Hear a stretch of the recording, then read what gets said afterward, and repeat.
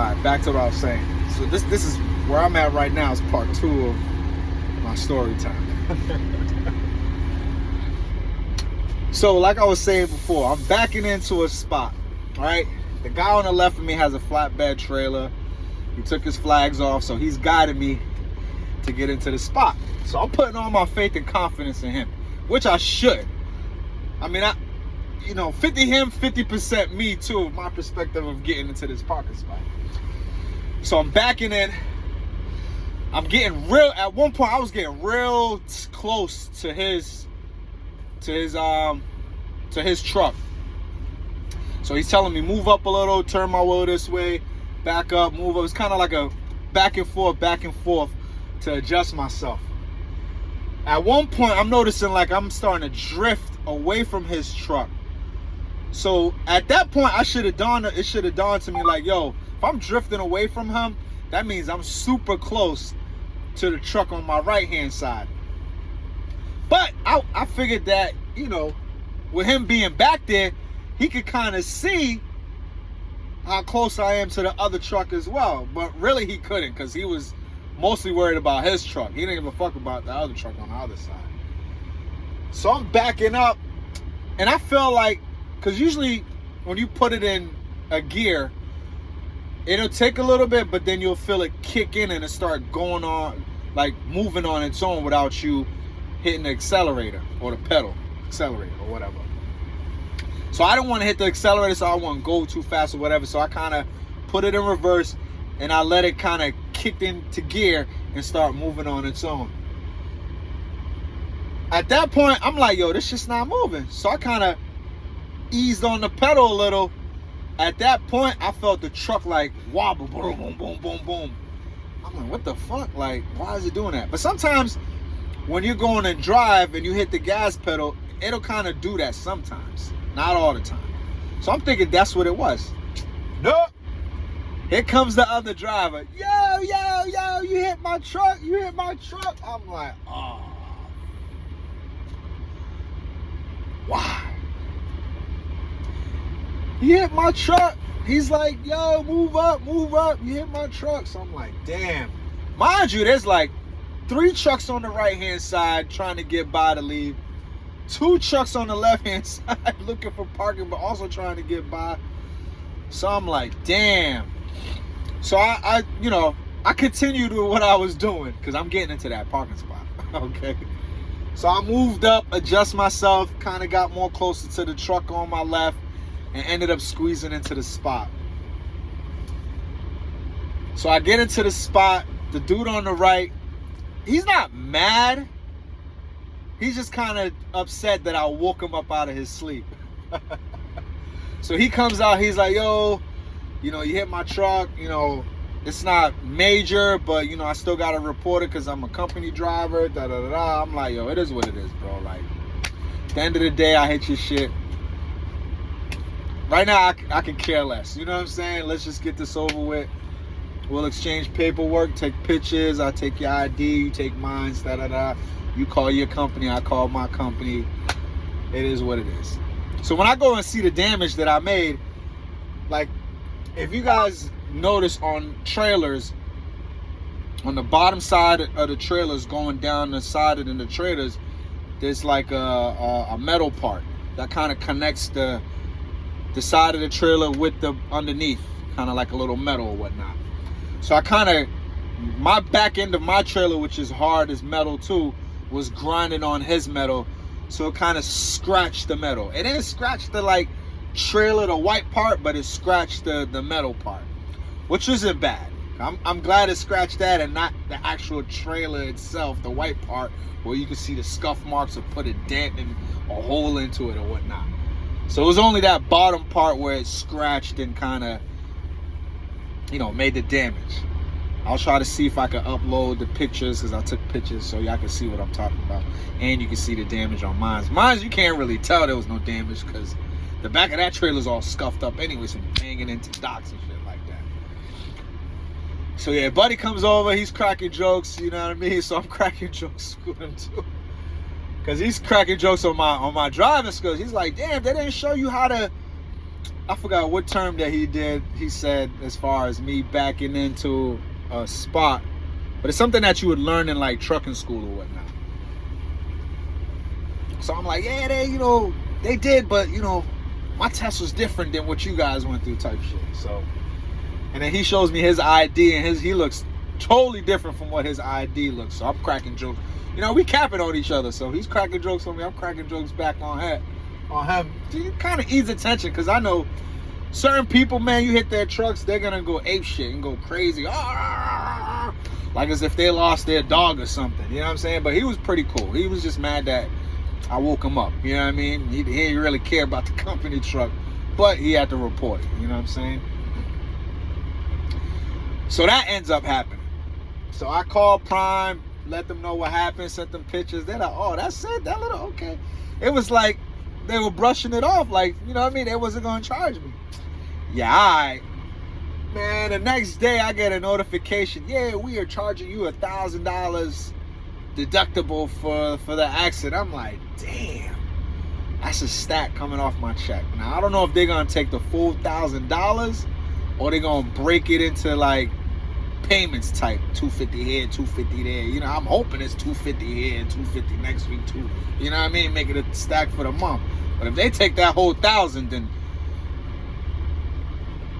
I'm calling my fleet manager like, yo, bruh, we need $5,000 to $6,000 weeks the rest of this month, so I can make up for this accident. All right, so that was the first story. Part 2. This is for all my people out there that want to be owner-operators. Whether it's owner-operator, you doing it on your own, finding your own loads, your own insurance and all that, doing it on your own, 100% real owner-operator. Only advice that I'm going to let you guys know, if you want to be an owner-operator, you got to be mother handy. Now, when I say handy, that means you got to be willing to fix your own stuff. All right? Now, I'm a lease operator. I'm not going to say I'm an owner operator. I'm an owner operator in training to know the ropes of how to manage being an owner operator, minus the dispatching and all that other stuff, because that's a whole nother ball game when you're trying to dispatch yourself and knowing how each lane works as far as freight moves and stuff like that. But you definitely got to be handy. Now that means fixing your own reefer, fixing your own tractor, certain stuff that you could do like oil changes, basic stuff. I'm not telling you that you got to know how to fix your engine or replace an engine and stuff like that, but little basic stuff that you can YouTube to do on your own, right? So let me get into this story.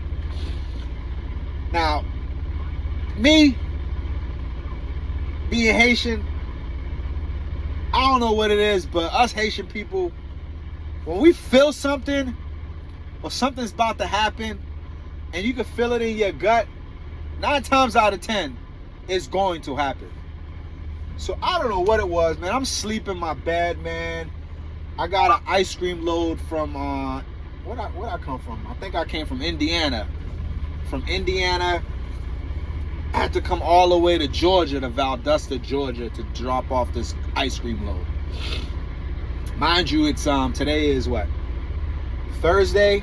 So I got to the Loves, that's probably like 10 minutes away from my delivery at, like Wednesday afternoon, like early, well, I won't say early Wednesday afternoon, but like mid-afternoon around 4 or 5 o'clock. I get there, so I'm like, all right, I'm going to shut down, chill there, get my 10-hour reset. I will have a full clock to deliver this load at 6:15 in the morning, and then have a good clock for the rest of the day for whatever load they send me after. So I go to bed around like 7, almost 8 o'clock.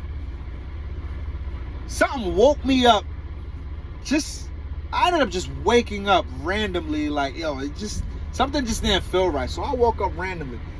Bro, tell me why as soon as I open my eyes, the reefer shuts off. Now, mind you, when I got to the Loves, the reefer was at a half a tank. So I'm like, all right, that should be good enough for me to wake up at 4 o'clock in the morning, fuel up, and then drive 10 minutes down the road to go deliver this load. Nah. So I don't know what it is, but when you set your ice cream IntelliSet on the reefer, it's supposed to be on start and stop. So whenever it hits 20 degrees or whatever degrees that you got it at, it's usually 20 or 22 degrees, negative 20 or 22 degrees. Whenever it hits that number, it'll shut off and then restart again once it starts, you know, the temperature starts going up, meaning negative 10, negative 5, 0, like going up. So it can restart and kind of cool everything back down to that negative 22 degree or negative 20 degree temperature. That whole day, that joint never shut off. It stayed on the whole day, ranging between negative 10 to negative 20. The whole day from when I left Indiana getting to Georgia. So I find that odd that it shut off. So I'm like, yo, this should shut off. Like, it ain't shut off the whole time when I left. Damn near Tuesday, it didn't shut off, and it's today's Wednesday. It ain't shut off the whole time. So something told me, yo, something's up. So I wait. I'm like, all right, maybe. Actually, I jump out the truck. I go and see why it shut off. So I notice it said fuel level was low. So I'm like, ah, damn, fuel level low already. So I go check the fuel level. It's at a quarter tank. So I'm like, ah, it's at a quarter tank. Maybe that's just a warning, right? It's at negative 20. I'm assuming that it's going to start back up once the temperature starts rising. Nope. Another alarm goes off. Now, mind you, when these alarms are going off on the reefer, like, it's not making a beeping sound or nothing like that. It just kind of flashes a yellow light that's on the side of the reefer to let you know either your tires are deflating or there's an alarm or a message that there's something wrong with your reefer. But on the Prime app, you're getting messages like crazy. All right, whether you set the IntelliSet wrong or there's just something wrong with your reefer. So I get like 11 messages back to back, bam, bam, bam, bam, bam, bam, bam, like my phone's blowing up. First it's saying that the fuel level is low. So I'm looking at my clock. I'm like, damn. I got literally 3 more hours until my 10-hour clock kind of, you know, until my 10-hour break is done. 2, I don't want to leave this spot or I'll lose it. 3, I can't go no faster than 3 or 4 miles per hour. If I go 5 and above, it's going to register that I'm driving. So now once it registers that you're driving, your clock's pretty much resetting itself whenever you stop. So you got to redo that whole 10 hours again. So mind you, I wasn't at the point where I could do a split, like a 7-3 split or a 8-2 split yet. You know, I had like 4 hours left to fulfill that 10-hour break. So I'm like, damn, man, I'm contemplating. I'm like, yo, I really don't want to go get fuel because I'm going to lose my spot. But this Love's that I'm at not right now, but where I was at 10 minutes down the road, is a pretty big Love's. All the parking spots are packed. So I could kind of make myself a parking spot if I really had to. But I don't want to do that. You know what I'm saying? Because I still want to sit down. I still got to sit down for another 3-4 hours before I can get my 10-hour clock. And then before I could go on and go deliver this load later on that day. Or later on this morning. So I took the risk. I went, creeped up out of my parking spot going 2 miles an hour. Literally 2 miles an hour all the way to the pump. Get to the pump, fill up the reefer. Go 2 miles an hour back into my parking spot. And thank God nobody took my parking spot. So my parking spot was there waiting for me. So I back into my parking spot. Boop, boop, boop. Get in there quick and easy without messing up my drive clock. You know what I'm saying? So my shit still says sleeper berth. So I'm like, all right, word. Still in sleeper berth. I'm good. Right? So I park. So I jump out, check on the reefer. And I'm like, all right, we should be good, right? It should start right up. So I shut it off, turned it back on. That way it could kind of go through its cycle or pre-trip or whatever it usually does. So it went through all that. Now when it's time for it to start, it's like clicking over. Click, click, click, click, click, click. I'm like, yo, what the hell? Why isn't this joint starting? I put plenty of fuel in there. I filled it up to the T. All right. So I call road assistance. I'm like, yo, like, hey, man, you know, I noticed you guys know that, you know, you could see in the system that it was showing that fuel was low. I went and put fuel in it, came back, nah, still won't start. So he's like, all right, I'm going to send you a message. That way you can get it to start. You got to do this, that. I'm like, what? Like, what? This is why I say you got to be handy when it's time to, as an owner operator, when it's time to do your own, you know, fixing stuff up. So he's like, yeah, I'm going to send you a message so you can read it. It'll tell you what to do. And you can go on YouTube to the Prime such and such. I forgot the name of it. Prime Reefer or something. If you look up Prime Reefer, it'll show you how to like start up your reefer if it ever shuts off on you because of low fuel. So he's like, yeah, the YouTube will better give you an idea of what you got to do. So I'm like, all right, man. So he sends me the message. I'm reading it. I'm like, all right, red valve. I got to turn the red valve. Then I got to do this, twist this. I'm like, all right, let me go see what the hell this YouTube joint's talking about. Clearly, I don't understand what this joint's saying. There's a couple red things in there. You know what I mean? I ain't no mechanic. So, I don't know what the hell that message is telling me to do. But it was very simple once I seen the YouTube video. So, I go watch the YouTube video. It's like this little red valve that you got to twist counterclockwise to kind of let the air pressure out. And then there's like another valve where you got to, you know, untwist counterclockwise so it could go up. And that valve right there, you got to pump. Pump, pump, pump, pump, pump, pump, pump, pump. Like pump. It said you got to pump. You could be pumping for 200 pumps or more. You're just going to keep pumping that joint until the reefer starts. Or until you get enough air out of it and fuel to kind of get into where it needs to go to start the reefer. So I'm pumping, pumping, pumping, pumping. It's like I'm finger popping this thing. Right? So I turn the reefer on. That way it can kind of go through a cycle to start. So it's going through a cycle. It does its pre-trip reading and everything. Everything's good. I'm like, all right, good. This shit looks like it's about to start right now because ain't no message showing up about low fuel level. So as it's about to start, it does like a beeping sound. It'll give you a beeping warning. And then once the beeping, it'll beep until it starts.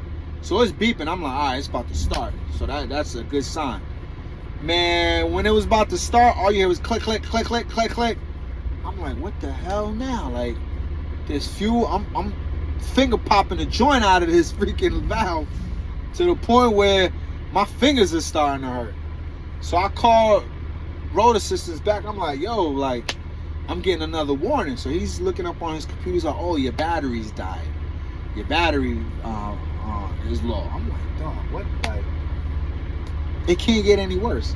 So luckily I had jumper cables. I had to hook up the jumper cables to the reefer, from my unit to the reefer, to get it to start. Mind you, I feel like my jumper cables are super cheap. The ones that they have at the Prime store, I feel like they like cheap ass cables. Because usually when you hook up some cables, man, it don't take you that long to get a car or anything to start. But with these cables took me like 10 to 15 minutes while that hooked up and me still finger popping that valve to get the joint to start. So after 15 minutes, it finally started. So I'm like, word. We back to normal. I hook my cables, tighten up the valves, everything, close all the doors, put all my stuff away. Reefer's running now. About to go down to negative 20 degrees like it's supposed to. So I go back in the truck. Actually, I go to Love's, wash my hands, come back, get back in the truck. Everything's still running smooth. I'm like, all right, good. Let me try to go take a nap because I'm going to have to be up in like 2-3 hours. Couldn't even sleep, really. So I'm laying down, probably like about half hour, 45 minutes go by, and the reefer shuts off. So I'm like, what the hell? So I go outside. I look at the gauge, and it says it's at negative 20. But it's supposed to be on start and stop. So like I told you earlier, once it reaches that temperature, it'll shut off. And if the temperature rises, it'll turn back on to cool it back down again.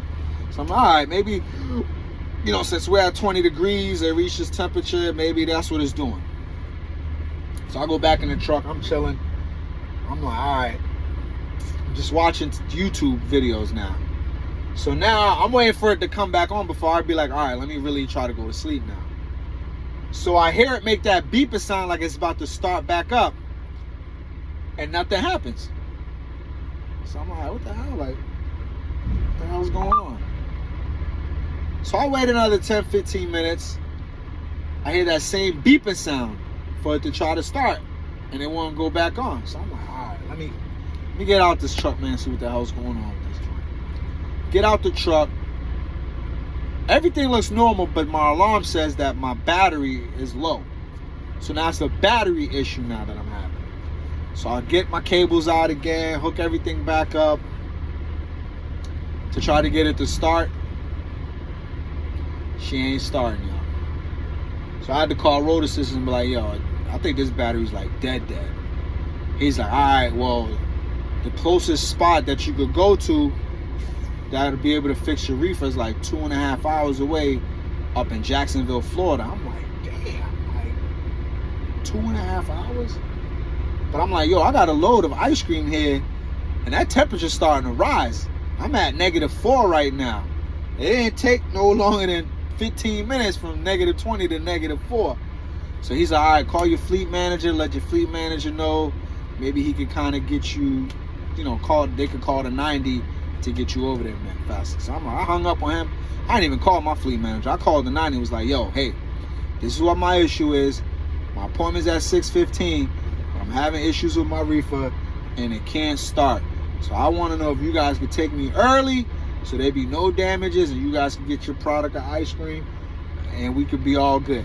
Lady was like, hey, how far are you? I'm like, I'm literally 2 exits away from you, 10 minutes down the road. She's like, all right, if you could be here in 10 minutes, I'm going to let them know at the warehouse to leave a dock open for you. So as soon as you get here, you're going straight to the dock. Man, I didn't even do no pre-trip. I put myself on duty. I waited like 2 minutes and pew, right out that parking lot. Straight over here, because I ain't want no issues when it comes to any damaged freight, especially with ice cream. All right, so I got here quick, ran to the office. She's like, all right, just give me your paperwork, go to door 15. We waiting for you. They waiting for you inside. They stopped unloading everybody else just to take care of you. So I'm like, all right, cool, shoot. Get into the spot. Lo and behold, they already got the doors open, waving at me like, come on in. Mind you, there's like 3 other trucks here, and there's tons of, I didn't know that there's overnight parking over here. So next time I'm coming down here, I'm coming straight here and park here overnight, because there's like 6 trucks here, at least 4 prime trucks here, 2 prime trucks in the dock already. Like, so I'm coming here for overnight parking, because it seems like cats come here to go to sleep. I didn't know you could come here and go to sleep. So yeah, they waving at me, come on in. Pause, no homo. So I'm backing the trailer up. Boop, I'm in here. As soon as I park it ain't taking a minute. All you heard was red light on, the truck shaking.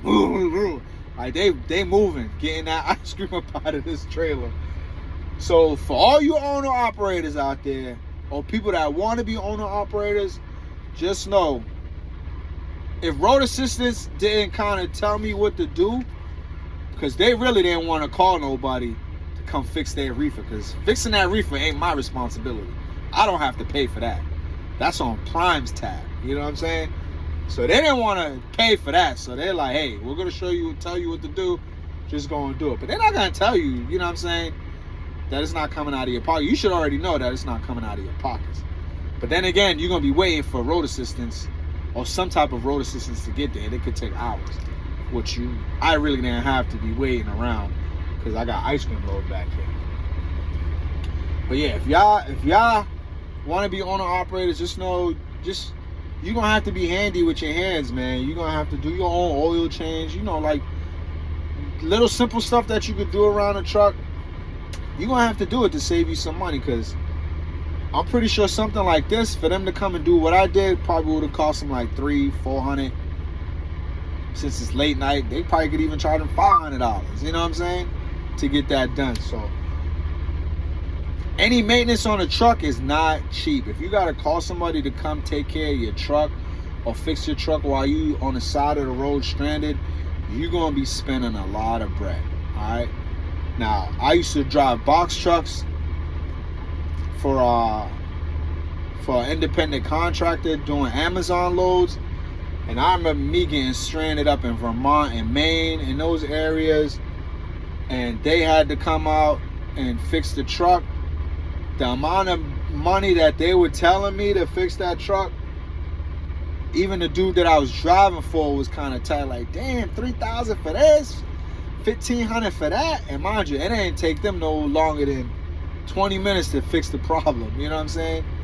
But they know that you need that truck to keep it moving, so they're gonna charge you a lot of money, man.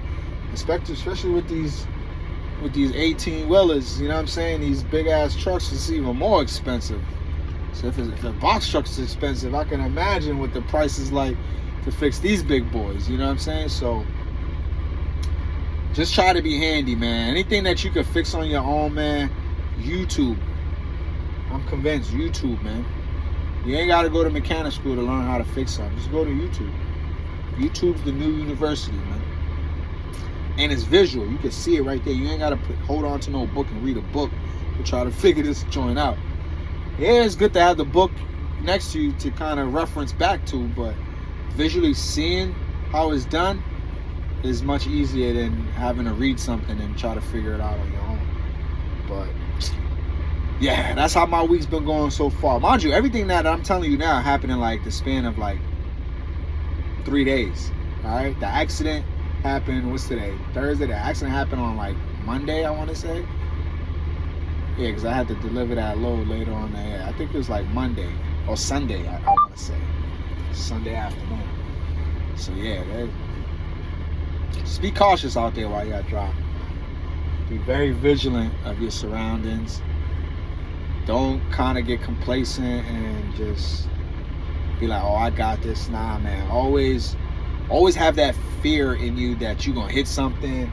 Because once you lose that fear and it's like, all right, you think you got it, that's when you get into accidents and shit. That's kind of how I felt when I was backing into that spot. But then again, I was putting my faith on somebody else being my eyes back there. And the only thing he was worried about was his truck. He didn't look to see on the other side how close I was to that other truck. So just, whatever you learned in trucking school, apply that to the road, all right? Especially when it comes to safety.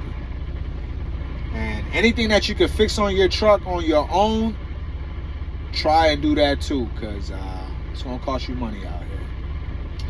So on that note, I'm here unloading this ice cream.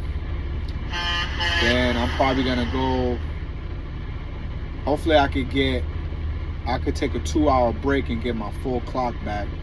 I'm hoping I could do that. Or if not, then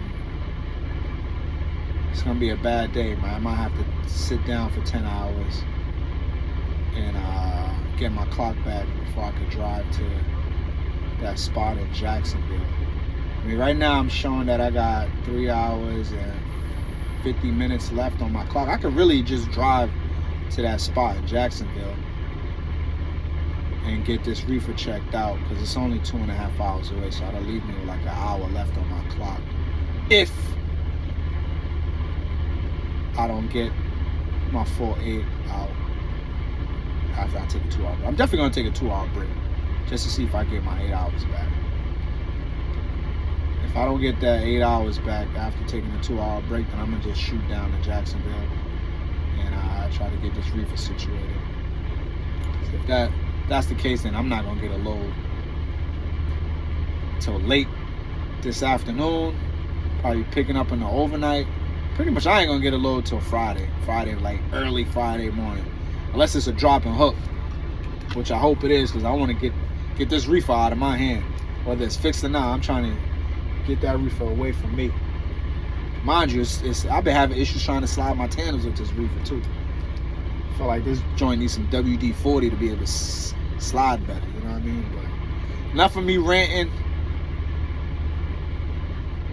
Trucking with Bugs. Catch me on YouTube at Trucking with Bugs. Same way it's spelled on my TikTok. Same way you're going to find it on my YouTube. So yeah, go check me out on YouTube. Like, comment, subscribe, share it on YouTube. And do the same here. Like, comment, share it. Follow me if you want to know more trucking stuff. But, yeah, just be safe out there on the road, y'all.